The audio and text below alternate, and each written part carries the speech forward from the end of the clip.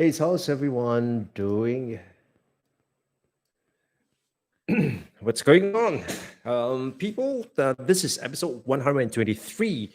And today, what I would like to do is really to share with you one of the most asked questions when I speak with people who wants to create their own online courses. You see, a lot of people these days they want to create their online courses, but what they thought that it's how it looks like it's simply this, right? They take their existing training program and what they do is that they kind of record it as a video and and then they think that this is going to be their online program.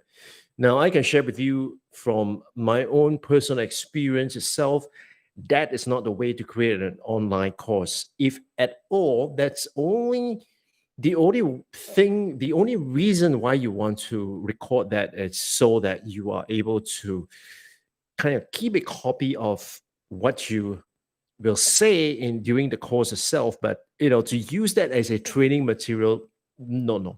So but before we get into that, in terms of how to structure and how to design the online course, you need to understand one thing, and the one thing is that you want to be able to have a better idea of not how people learn, because every one of us learn differently. But what you want to get to is how people process information. And so that's going to be a another topic for another day. But today, what we're going to focus on is the 7 steps that will take you from idea to launch. Now, I got to preface this by saying that these are the 7 steps that I took to help me launch a course successfully. Now, by no means am I claiming that this is the only way. This is the way that worked for me, and it has worked for me over and over again. Now, obviously, in other circumstances, this may or may not work for you, but bear in mind that what we are going to be sharing with you here today is essentially the principles. So, technically speaking, if you take the principles and you just tweak it according to your type of program, your kind of audience, then it's going to work. And also, the other thing is that out of these 7 steps, one of the step is actually the most important step. And in fact, if you are going to spend 100 hours investing into creating your course, you would want to spend at least 70% of that 100 hours on one of the steps. Now, which is the step? I'm going to get into that just a minute. And in case you are thinking of getting a deep dive into this 7 steps itself, what I've done is I've actually recorded the entire process, right? The entire process itself. And what's going to happen is you can actually own that process for $49. And the link is in the description. So if you want to check out that course, the 7 steps, what does it entail itself? What does it entail? There's 7 steps. Then make sure you check out the link in the description. All right, with that, let's get into today's segment. And so we talked about the 7 steps, right? Now, I'd like to tell you upfront that when you do this, first thing first is that you want to make sure that you understand something. Now, what you want to understand is basically the following. You want to know, right? You want to know for sure that your idea it's going to be something that people want, right? So, do not go away with the impression that you are going to take that idea and not tell anyone about it and hide in the cave and spend the next 3 months developing this course that you think is going to make an impact on thousands of people. Well, it may very well be, but I'm going to say that if you do that, that is almost a recipe for disaster, because the chances of you getting something right the first time is slim to none. Now, I'm not saying that you're stupid, but what I'm saying is the following: nothing in this world, unless it's something really, really simple, nothing in this world, you will just do it one time and you will get it right. You will have to go through a process and over again to make sure that you are less wrong. So do not ask if this is the right way to do it. All right. Use this as a framework. And then from here to kind of help yourself fine tune and get closer to the truth. Now, I'm going ahead of myself, and this is really deep philosophically, but here's what I want you to this is really what I need you to understand. Okay, so first, you really want to take that idea. And so, step number one, it's really to, I call it find your niche. And here is where actually I mentioned earlier on, if you are going to take 100 hours to do this project itself, you want to spend at least 70% of your time into step number one. Now, why is this so? Because I have already told you that if you just work on the idea, thinking that this idea is such a great idea and it's going to impact on thousands of people, chances are you are going to be disappointed. All right. Because the first time when you do something like this, it's going to be rare that you're going to get it right the first time, right? Unless it's a freaking miracle.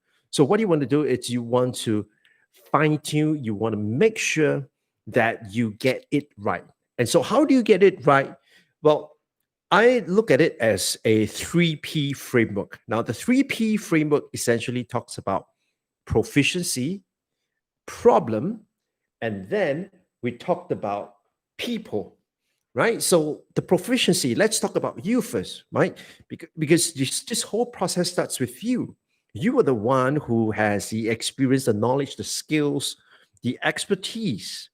And what you want to do is you want to codify all that. You want to codify that into a digital format that can be consumed independently of you over and over and over again, right? So it's got to start with you. So you got to first ask yourself, what are you proficient at? What are you good at?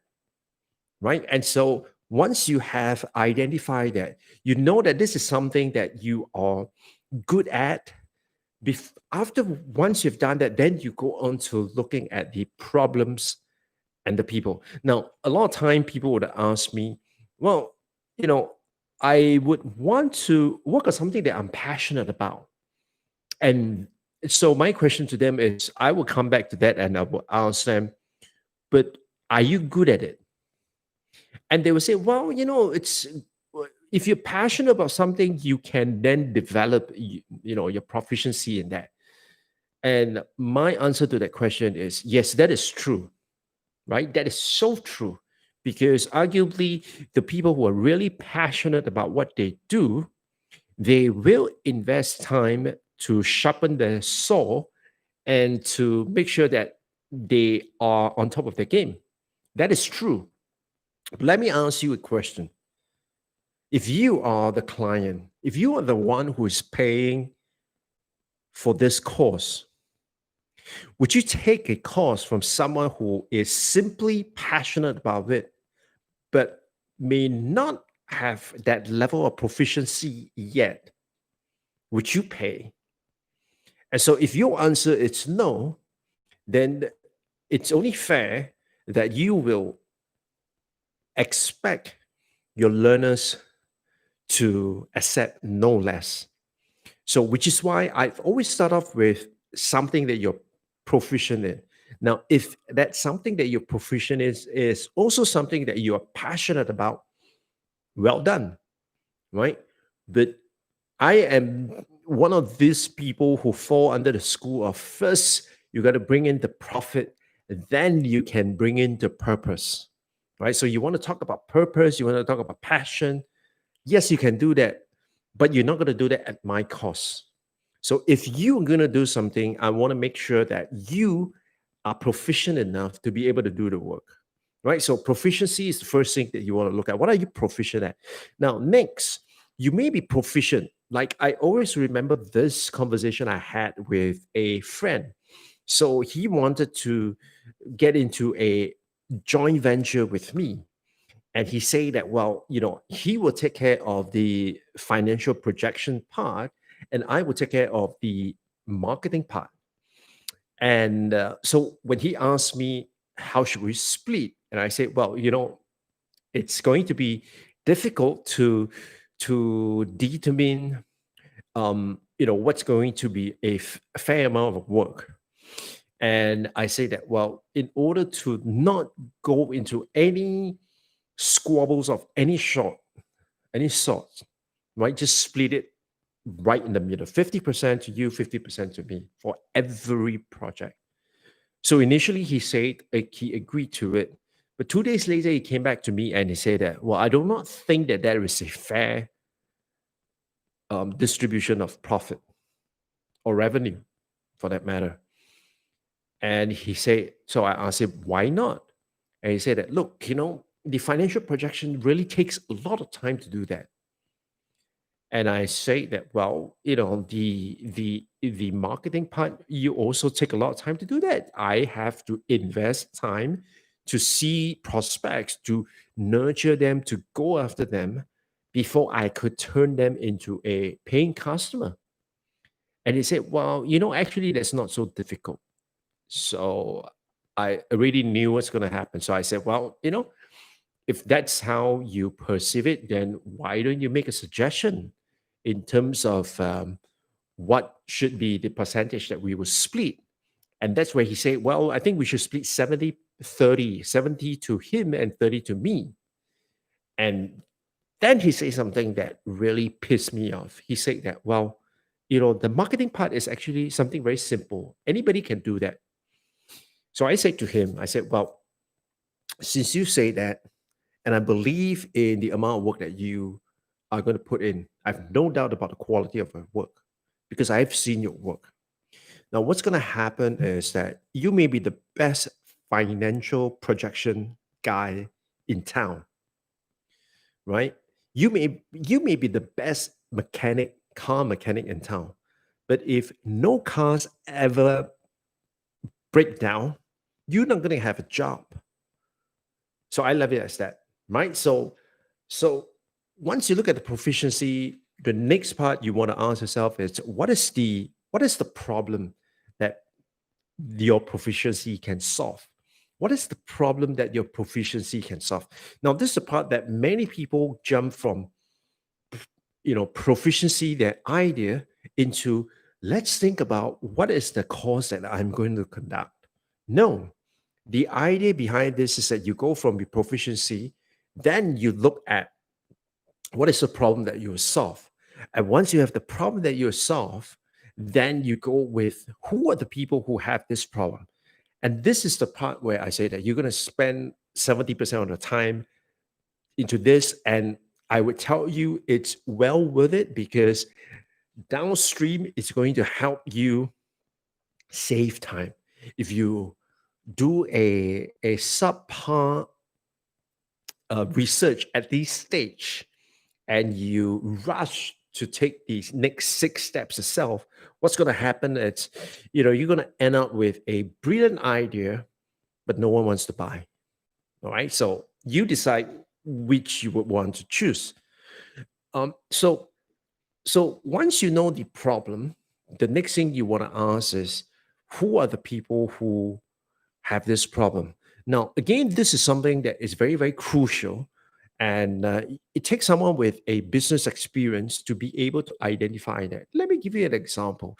So many businesses, right, small, medium-sized enterprises, many businesses would face this problem.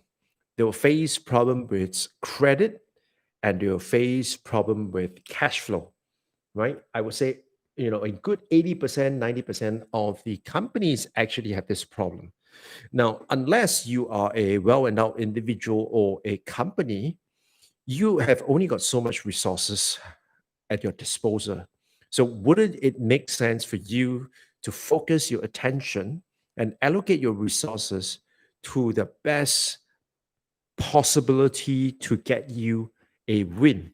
I would, right? And so instead of focusing on any small businesses, right? Because largely all small businesses will have this problem. But which of these small businesses will you focus on, right? Which are the ones that you will focus on? So that is the question you will need to answer. So that's step number one. Step two, once you've done all that, then you can go on to step two. And step two really is about how you name your course. Now, here, one tip that I can give you is when you talk about naming your course, do not go with something generic, right? You want to go with something specific.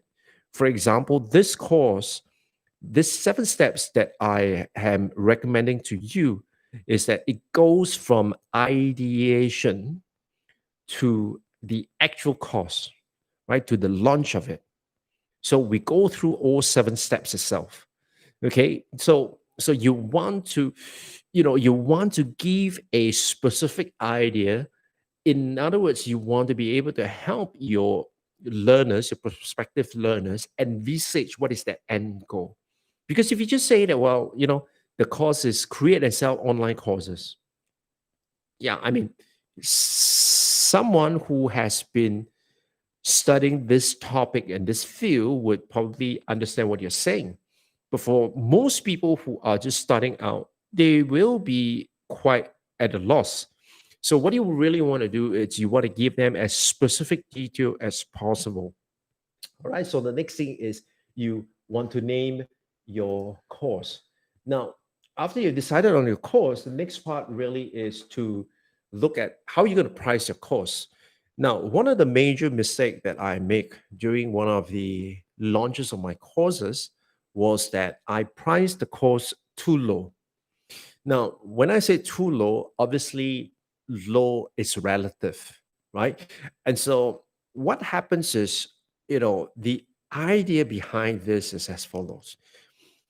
You would think that because it is low cost, you are going to get more people to sign up, which is true, right? Because as a low cost provider, you will get volume, right? So if you price your course as like $29, for example, compared to when I price it at $299, right? $299. Which one is going to get more students? Well, on the one hand, of course, the 29 is going to get more students compared to the 299. But that said, the people who buy the $29 program usually are going to fall into this category. Number one, they are not serious enough. And 29 doesn't seem like a huge amount. So, they kind of think like, yeah, I'll just buy it if it doesn't work, $29, no big deal. Right. So they're not really committed. Secondly, because it's $29, some people may think that I will just buy the course and I will use it later because I anticipate that much later on I will have use for that course itself. And so I'm going to, just buy it now and save it for later. What's going to happen is that if they take the course and they are not going to do anything about it, likelihood they're not going to do anything about it, right? So what you're going to do is you're going to have $29 in your bank account, but you are going to not have a great testimonial. You're not going to have people who will complete the course itself, right? And besides, the other thing that you really want to consider is that people who are willing to invest in that kind of money, it's going to give you that kind of commitment because it's really skin in the game, right? And so that's the mental model that many people have. But the mental model that I want you to have in this course itself, right? And when you are pricing your course, the mental model that I want you to have is the following: getting 100 people to say yes and getting 100 people to say yes on these two prices. That means getting 100 people to say yes at $29 and getting 100 people to say yes at $299, the amount of effort is going to be very much the same, right? It's going to be very much the same. Because the thing is that when you go for $29, 100 people, you will probably just go for anybody and everybody. But when you go for 100 people at 299, you would zoom in and be so targeted that you will go for the right people. And typically, the right people will be the one who are vested, and they will be willing to pay that price, right? Of course, in the actual, when you purchase that course from me, that 7 steps process from me, you get a lot more details, and plus you also get access to me. So if you have got any questions about launching your course or how to price your course, you have me just a message away. Now, next one, it's next step after pricing your course. It's basically to record your course. Now, here the thing that I always tell first time course creators is the following: do not do not record everything prior to the session itself. All right. So you do not do any pre-recorded video lessons. What you want to do is you want to do a live session. So when doing a live session, essentially what you want to do is you want to do it like a webinar style. You do it like a Zoom session itself. Because what you really want to do, especially if this is your first launch, right? This is a first group of students. What you want to do is you want to make sure that this first group of students, whether they are 5 people or 50 people, depending on your bandwidth and your ability to handle that amount of students, what you really want to do is you want to make sure that these people are able to give you immediate feedback. Now, if you're going to record the course, like I said earlier on, there will be people who would just buy it and they would not do anything about it, and you never quite get the feedback. And if you never get the feedback, you are not going to be able to do anything to improve your course. So, the best way to record your course, the easy way, at least easy in my context, right? It's to do a live session. Now, and so when you think about that, recording the course should come later on. But at this stage itself, that step, what I will prep you is what are the gear that you need to get, right? What are the gear that you need to get, or at least think through what are the things that you will need. Because when it comes to course creation, it's going to take you quite a bit of time. So if you think there's something that you can do it like over 2-3 days, you're just kidding yourself. Okay. And then next one is really to create a lead magnet. So what would constitute a lead magnet? Typically, what I would strongly recommend to anyone who asks me is to think about it from the idea of try it, trust it, buy it. So what I mean by that is first you need to get people to get a taste of what you want to teach them. So you can either teach them in sessions like this, like what I'm showing you now, or you can run like a webinar to demonstrate to people, to give people value, right? And then of course during the webinar itself, to then give them the option to actually pre-order your course, okay? To pre-order your course. So the best way to create a lead magnet is actually to get people to interact with you, right? I cannot emphasize on that. Now, once you have the lead magnet, then you can start thinking about doing a pilot launch, right? Doing a pilot launch basically is you do the first batch of students, and this first batch of students, I would ask you to keep it below 10, right? If you can, keep it even below 5, because what you really want to do is you want to test, you want to be able to to determine whether the course that you're going to put out is it going to be good enough. And so during this pilot launch is where you would actually conduct it live and you will record them, right? And once you have all that in place, then that's where you prepare for your public launch. And this is where you roll out to more students. And here is where you get your testimonials ready and you are able to go for the launch itself. So these are the 7 steps to go from ideas to launch. Like I said, these 7 steps are primarily the principles, right? They are not meant as if you do this, you would definitely get to where you want to go, right? These are the principles. And so you will need some tweaking. And so the best way to find out how to tweak this is to order the course. And the course is found in the description in this video itself. So click on that. It's $49. And you will get access to this 7 steps. So this process itself. And in addition to that, you will be able to, have access to me to ask me questions along the way.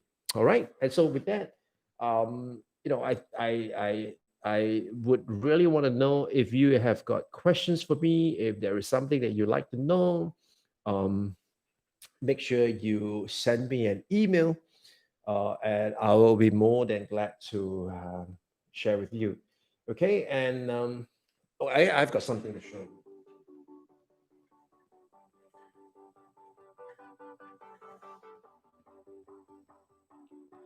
Yes, I have decided to get the Shure SM58. This is probably the best, classic mic ever. It's not hooked up yet because the cables are still on the way. And I still need to do some testing before we can go live with this. So meanwhile, I'm just using the Blue Yeti, not in the way that it was intended to, but until we get this baby fixed, we are going to be using this. And so with that, thank you so much for watching, and I hope this has been helpful to you. If it has, please give me a thumbs up. And if you want more videos like this, make sure you subscribe to the channel or follow me on the Facebook. With that, thank you so much for watching, and I'll see you guys on the next one. Take care. Bye-bye.